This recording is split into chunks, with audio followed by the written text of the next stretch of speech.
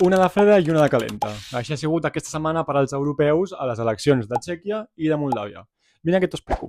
Comencem amb les bones notícies i és que Moldàvia ha guanyat el partit de la presidenta Maia Sandu, el que significa que Moldàvia continuarà amb el seu camí cap a la Unió Europea a la propera legislatura. I és que després d'haver d'eliminar alguns partits que estaven rebent fons russos de les eleccions i concentrar cada vegada més el vot cap a uns pocs partits prorussos, és a dir, que això al final els hi beneficiava, el partit de la presidenta Maia Sandu, el PAS, ha pogut guanyar les eleccions amb una majoria absoluta, és a dir, que podran seguir governant per si sols aquesta propera legislatura. I les males notícies arriben a Txèquia, on encara potser és una mica aviat per dir-ho, però sembla que tindrem un altre Orbán i un altre Fico, és a dir, un país més que posarà pegues a l'hora d'integrar encara més la Unió Europea. I és que el partit de l'exprimer ministre Andrei Babis va guanyar una majoria bastant clara i les forces preeuropees van perdre bastant i, de fet, van perdre la majoria, per tant, no podran governar. El partit txec ANO, el partit d'Andrei Babis, és un partit clarament populista. A més, és un populista clàssic.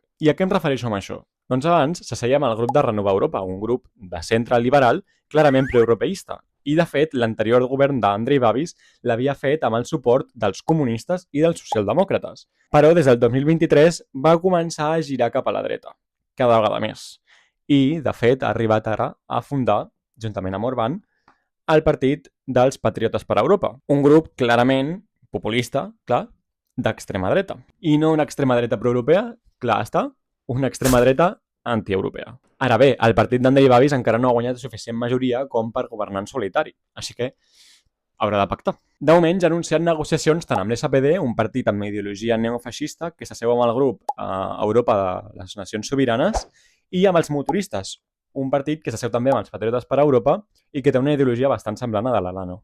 De moment, les apostes són que l'ANO podria governar en solitari, amb un govern en minoria, comptant amb el recolzament dels motoristes i de l'SPD per tirar endavant pressupostos, lleis, etc. De moment, però, no sembla que el partit de l'SPD pugui entrar en el govern, però mai se sap. Així que de moment encara és aviat per saber quina postura prendrà realment Andrei Babis com a primer ministre.